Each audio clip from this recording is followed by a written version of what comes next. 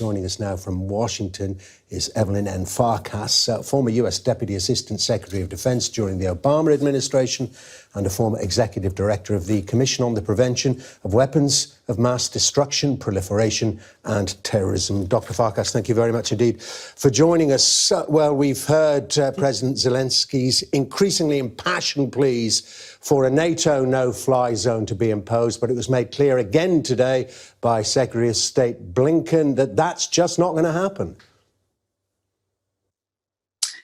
Well, I think the issue here is that a military no-fly zone indeed would incur a great amount of risk, because a military no-fly zone means that the military goes in and takes out any potential threat to that no-fly area. So that would require taking out probably artillery positions that the Russians have established. And so it would be too risky. But a humanitarian no-fly zone does not require taking out anything on the ground or in the air unless it intrudes into the air. And so some of us have called for a humanitarian no-fly zone in order to enforce humanitarian corridors, because as you yourself, you would just give the story about, you just had a piece about Mariupol. The Russians are incredibly cynical. They target civilians, and oftentimes they'll agree to a humanitarian corridor, but then they'll bomb the civilians as they are leaving. And so the idea here is to have a no-fly protection for those humanitarian corridors. So how would that work? Would that still involve NATO aircraft? And if the Russians break the ceasefire and shell it, don't they then have to attack the artillery?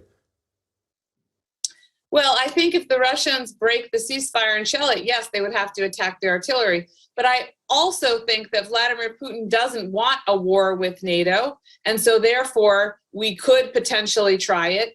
It also doesn't mean it necessarily escalates immediately. We have to remember that in 2015, Turkey shot down a Russian aircraft that strayed into Turkish airspace on the Turkish-Syrian border. And it didn't result in an immediate retaliatory action by Russia. Of course, it was a different situation, but I think we have to weigh the risks against what we are trying to achieve. And frankly, I don't know that it's tenable for us to just watch people get slaughtered like this for days and weeks and months potentially, when on the counter side, we do have an international responsibility to protect, that is an actual United Nations term, innocent civilians from slaughter like this. Well, Dr. Farkas, do you see then NATO having to get involved in this conflict and this war in some way, shape or form? Maybe not through no-fly zones, humanitarian or not, but, you know, there was the issue raised yesterday by Poland, wasn't there, of aircraft being given to the Ukrainian Air Force through the Americans, ending up at the Ramstein base in Germany and then being delivered to the Ukrainians. I mean, that clearly could get the Russians involved. They could see that as a target.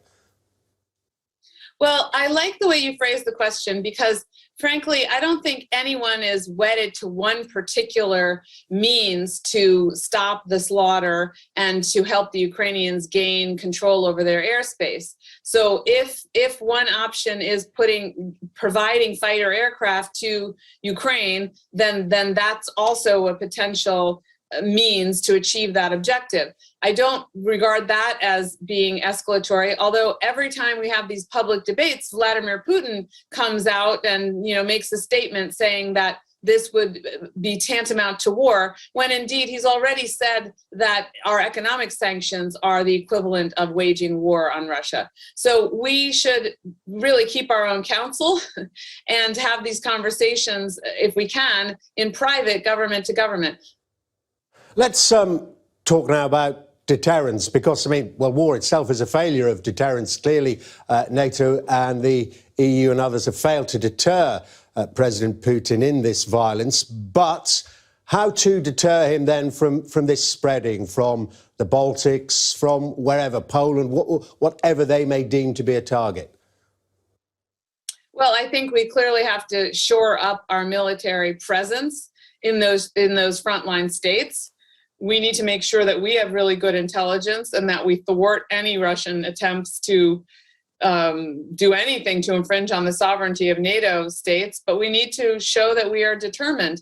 Frankly, you know, I am afraid that if we don't prevail in helping Ukraine defeat Russia, that Russia will turn to the NATO countries, well, first it'll turn to Moldova and Georgia, the weaker former Soviet countries who are now democracies, but then it will turn to NATO. And this is my fear. And this is why I think everything has to be on the table. And then the governments in question have to weigh the risks with the potential benefits and make decisions. But I don't think we should be telegraphing any of this to Vladimir Putin, nor should we let him tell us what is an act of war and what is considered escalatory. And can I just ask you about weapons of mass destruction? You know, the dangers of, we've heard it from the lips of President Putin, the dangers of the use of nuclear weapons, and now people very much fearing a chemical attack.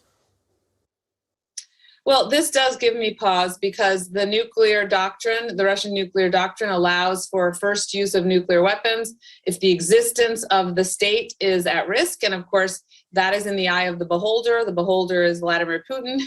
In addition to that, their military doctrine does contain the provision where they would use force to escalate a situation in order to scare the opponent off the battlefield. And that escalation could include the use of a tactical nuclear weapon, perhaps just an explosion with a threat that next time it will be used somewhere where the civilian population lives. So this is very alarming. I, again, would like to think that Vladimir Putin does not want war with NATO and does not want to use nuclear force, but clearly we have to factor these things in when we're making decisions about the risks that we might incur as we respond and as we defend democracy in Ukraine and around the world.